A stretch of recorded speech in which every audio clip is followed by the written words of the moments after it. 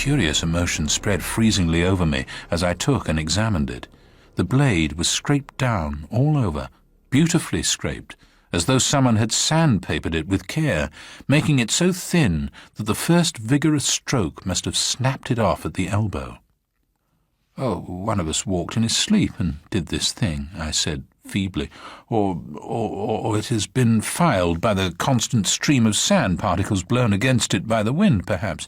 "Ah," said the Swede, turning away, laughing a little. "You can explain everything."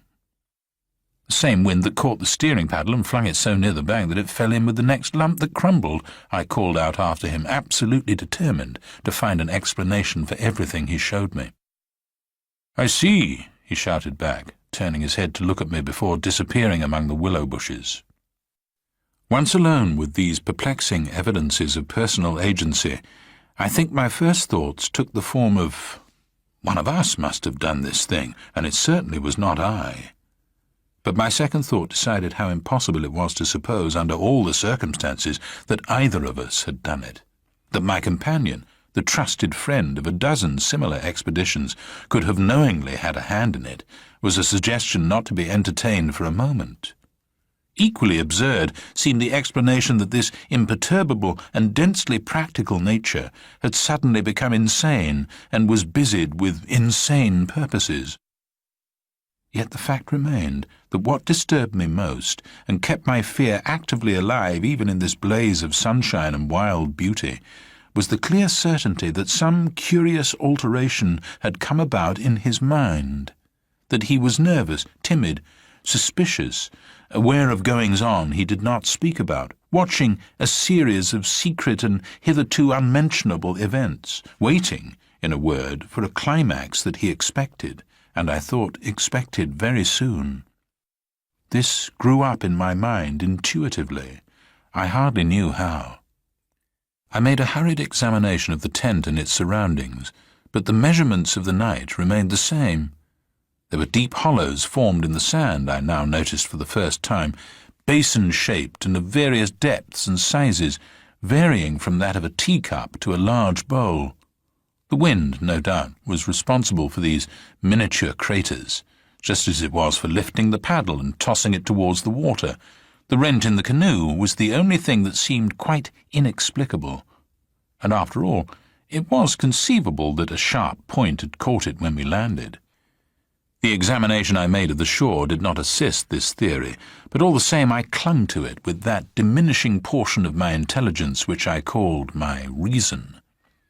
An explanation of some kind was an absolute necessity, just as some working explanation of the universe is necessary, however absurd, to the happiness of every individual who seeks to do his duty in the world and face the problems of life. The simile seemed to me at the time an exact parallel. I at once set the pitch melting, and presently the Swede joined me at the work, though under the best conditions in the world the canoe could not be safe for travelling till the following day. I drew his attention casually to the hollows in the sand. "Yes," he said, "I know. They're all over the island, but you can explain them, no doubt." "Wind, of course," I answered without hesitation. "Have you never watched those little whirlwinds in the street that twist and twirl everything into a circle? This sand's loose enough to yield, that's all." He made no reply, and we worked on in silence for a bit. I watched him surreptitiously all the time, and I had an idea he was watching me. He seemed, too, to be always listening attentively to something I could not hear, or perhaps for something that he expected to hear, for he kept turning about and staring into the bushes and up into the sky, and out across the water where it was visible through the openings among the willows. Sometimes he even put his hand to his ear and held it there for several minutes. He said nothing to me, however, about it, and I asked no questions. And meanwhile, as he mended that torn canoe with the skill and address of a Red Indian, I was glad to notice his absorption in the work, for there was a vague dread in my heart that he would speak of the changed aspect of the willows. And if he had noticed that, my imagination could no longer be held a sufficient explanation of it. At length, after a long pause, he began to talk. "Queer thing," he added in a hurried sort of voice, as though he wanted to say something and get it over. "Queer thing, I mean, about that otter last night. I had expected something so totally different that he caught me with surprise, and I looked up sharply. "Shows how lonely this place is. Otters are awfully shy things." "I don't mean that, of course," he interrupted. "I mean, did you think it really was an otter?" "What else, in the name of heaven? What else?" "You know, I saw it before you did, and at first it seemed so much bigger than an otter." "The sunset as you looked upstream magnified it, or something," I replied. He looked at me absently a moment, as though his mind were busy with other thoughts. "It had such extraordinary yellow eyes," he went on half to himself. "That was the sun, too," I laughed, a trifle boisterously. "I suppose you'll wonder next if that fellow in the boat—" I suddenly decided not to finish the sentence. He was in the act again of listening, turning his head to the wind, and something in the expression of his face made me halt. The subject dropped, and we went on with our caulking. Apparently he had not noticed my unfinished sentence. 5 minutes later, however, he looked at me across the canoe, the smoking pitch in his hand, his face exceedingly grave. "I did rather wonder, if you want to know," he said slowly, "what that thing in the boat was. I remember thinking at the time it was not a man. The whole business seemed to rise quite suddenly out of the water." I laughed again, boisterously in his face, but this time there was impatience and a strain of anger, too, in my feeling. "Look here now," I cried. "This place is quite queer enough without going out of our way to imagine things. That boat was an ordinary boat, and the man in it was an ordinary man, and they were both going downstream as fast as they could lick, and that otter was an otter, so don't let's play the fool about it." He looked steadily at me with the same grave expression. He was not in the least annoyed. I took courage from his silence. "And for heaven's sake," I went on, "don't keep pretending you hear things, because it only gives me the jumps, and there's nothing to hear but the river and this cursed old thundering wind." "You fool," he answered, in a low, shocked voice, "you utter fool. That's just the way all victims talk, as if you didn't understand just as well as I do." He sneered, with scorn in his voice and a sort of resignation. "The best thing you can do is to keep quiet and to try to hold your mind as firm as possible. This feeble attempt at self-deception only makes the truth harder when you're forced to meet it." My little effort was over, and I found nothing more to say, for I knew quite well his words were true, and that I was the fool, not he. Up to a certain stage in the adventure, he kept ahead of me easily, and I think I felt annoyed to be out of it, to be thus proved less psychic, less sensitive than himself to these extraordinary happenings, and half ignorant all the time of what was going on under my very nose. He knew from the very beginning, apparently. But at the moment I wholly missed the point of his words about the necessity of there being a victim, and that we ourselves were destined to satisfy the want. I dropped all pretence thenceforward, but thenceforward likewise my fear increased steadily to the climax. "But you're quite right about one thing," he added before the subject passed, "and that is that we are wiser not to talk about it or even to think about it, because what one thinks finds expression in words, and what one says happens." That afternoon, while the canoe dried and hardened, we spent trying to fish, testing the leak, collecting wood, and watching the enormous flood of rising water. Masses of driftwood swept near our shores sometimes, and we fished for them with long willow branches. The island grew perceptibly smaller as the banks were torn away with great gulps and splashes. The weather kept brilliantly fine till about 4 o'clock, and then for the first time for 3 days the wind showed signs of abating. Clouds began to gather in the southwest, spreading thence slowly over the sky. This lessening of the wind came as a great relief, for the incessant roaring, banging, and thundering had irritated our nerves, yet the silence that came about 5 o'clock with its sudden cessation was in a manner quite as oppressive. The booming of the river had everything in its own way then. It filled the air with deep murmurs, more musical than the wind noises, but infinitely more monotonous.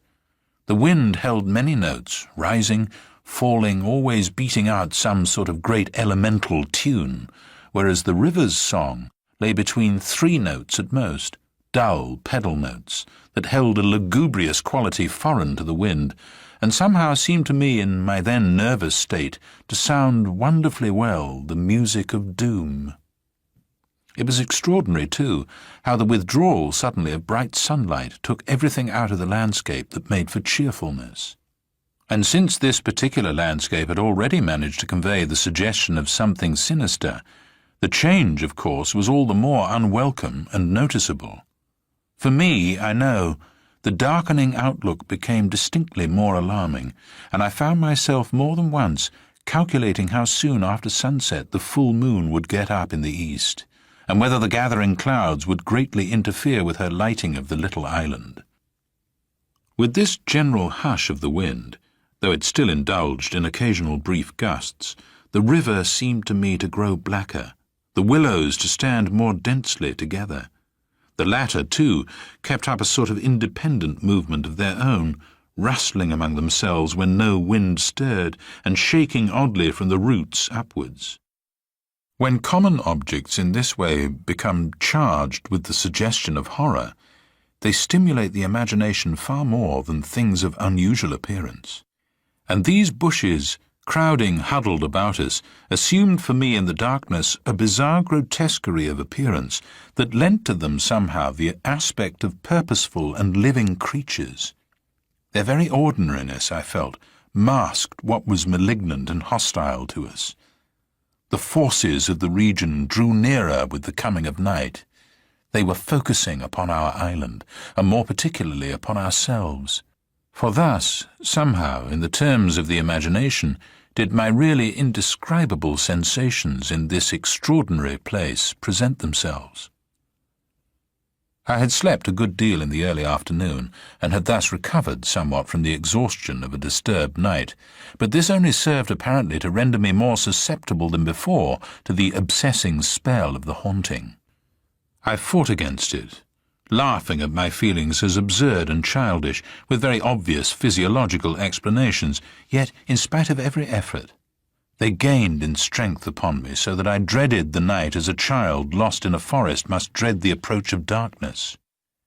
The canoe we had carefully covered with a waterproof sheet during the day, and the one remaining paddle had been securely tied by the Swede to the base of a tree, lest the wind should rob us of that too. From 5 o'clock onwards, I busied myself with the stew pot and preparations for dinner, it being my turn to cook that night. We had potatoes, onions, bits of bacon fat to add flavour, and a general thick residue from former stews at the bottom of the pot. With black bread broken up into it, the result was most excellent, and it was followed by a stew of plums with sugar and a brew of strong tea with dried milk. A good pile of wood lay close at hand, and the absence of wind made my duties easy. My companion sat lazily watching me, dividing his attentions between cleaning his pipe and giving useless advice, an admitted privilege of the off-duty man. He had been very quiet all the afternoon, engaged in re-caulking the canoe, strengthening the tent ropes, and fishing for driftwood while I slept. No more talk about undesirable things had passed between us, and I think his only remarks had to do with the gradual destruction of the island, which he declared was not fully a third smaller than when we first landed. The pot had just begun to bubble when I heard his voice calling to me from the bank, where he had wandered away without my noticing. I ran up. "Come and listen," he said, "and see what you make of it." He held his hand cup-wise to his ear, as so often before. "Now do you hear anything?" he asked, watching me curiously. We stood there, listening attentively together. At first I heard only the deep note of the water and the hissings rising from its turbulent surface. The willows, for once, were motionless and silent. Then a sound began to reach my ears faintly, a peculiar sound, something like the humming of a distant gong. It seemed to come across to us in the darkness from the waste of swamps and willows opposite. It was repeated at regular intervals, but it was certainly neither the sound of a bell nor the hooting of a distant steamer. I can liken it to nothing so much as to the sound of an immense gong, suspended far up in the sky, repeating incessantly its muffled metallic note, soft and musical, as it was repeatedly struck. My heart quickened as I listened. "I've heard it all day," said my companion. "While you slept this afternoon, it came all round the island. I hunted it down, but could never get near enough to see, to localize it correctly. Sometimes it was overhead, and sometimes it seemed under the water. Once or twice, too, I could have sworn it was not outside at all, but within myself, you know, the way a sound in the fourth dimension is supposed to come." I was too much puzzled to pay much attention to his words. I listened carefully, striving to associate it with any known familiar sound I could think of, but without success. It changed in the direction, too, coming nearer and then sinking utterly away into remote distance. I cannot say that it was ominous in quality, because to me it seemed distinctly musical. Yet I must admit it set going a distressing feeling that made me wish I had never heard it. "The wind blowing in those sand funnels," I said, determined to find an explanation. "Or the bushes rubbing together after the storm, perhaps." "It comes off the whole swamp," my friend answered. "It comes from everywhere at once." He ignored my explanations. "It comes from the willow bushes somehow." "But now the wind has dropped," I objected. "The willows can hardly make a noise by themselves, can they?" His answer frightened me, first because I had dreaded it, and secondly because I knew intuitively it was true. "It is because the wind has dropped we now hear it. It was drowned before. It is the cry, I believe, of the—" I dashed back to my fire, warned by the sound of bubbling that the stew was in danger, but determined at the same time to escape further conversation. I was resolute, if possible, to avoid the exchanging of views. I dreaded, too, that he would begin about the gods or the elemental forces or something else disquieting, and I wanted to keep myself well in hand for what might happen later. There was another night to be faced before we escaped from this distressing place, and there was no knowing yet what it might bring forth. "Come and cut up bread for the pot," I called to him, vigorously stirring the appetizing mixture. That stew pot held sanity for us both, and the thought made me laugh. He came over slowly and took the provision sack from the tree, fumbling in its mysterious depths, and then emptying the entire contents upon the ground sheet at his feet. "Hurry up," I cried, "it's boiling." The Swede burst out into a roar of laughter that startled me. It was forced laughter, not artificial exactly, but mirthless. "There's nothing here," he shouted, holding his sides. "Bread, I mean." "It's gone. There is no bread. They've taken it." I dropped the long spoon and ran up. Everything the sack had contained lay upon the ground sheet, but there was no loaf. The whole dead weight of my growing fear fell upon me and shook me. Then I burst out laughing too. It was the only thing to do, and the sound of my laughter also made me understand his. The stain of psychical pressure caused it, this explosion of unnatural laughter in both of us. It was an effort of repressed forces to seek relief. It was a temporary safety valve, and with both of us it ceased quite suddenly. "How criminally stupid of me," I cried, still determined to be consistent and find an explanation. "I clean forgot to buy a loaf at Pressburg. That chattering woman put everything out of my head, and I must have left it lying on the counter, or—" "The oatmeal, too, is much less than it was this morning," the Swede interrupted. Why in the world need he draw attention to it? I thought angrily. "Oh, there's enough for tomorrow," I said, stirring vigorously, "and we can get lots more at Comorn or Gran. In 24 hours we shall be miles from here." "I hope so, to God," he muttered, putting the things back into the sack. "Unless we're claimed first as victims for the sacrifice," he added with a foolish laugh. He dragged the sack into the tent, for safety's sake, I suppose, and I heard him mumbling to himself, but so indistinctly that it seemed quite natural for me to ignore his words. Our meal was beyond question a gloomy one, and we ate it almost in silence, avoiding one another's eyes and keeping the fire bright.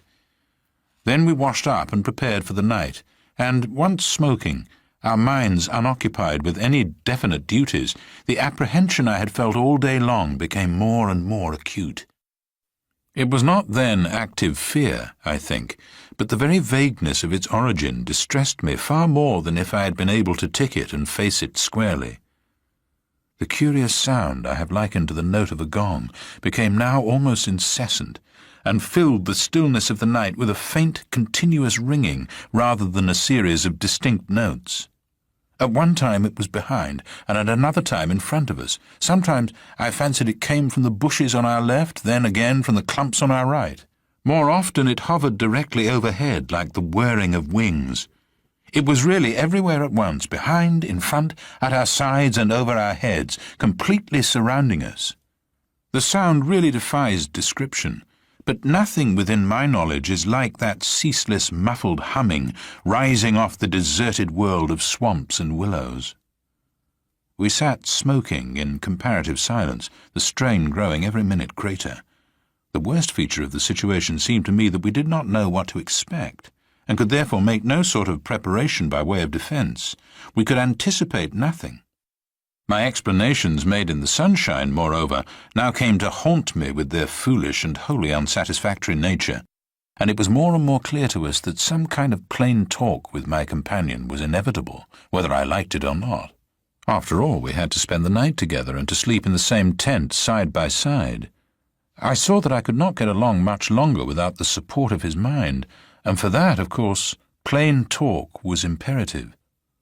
As long as possible, however, I postponed this little climax and tried to ignore or laugh at the occasional sentences he flung into the emptiness.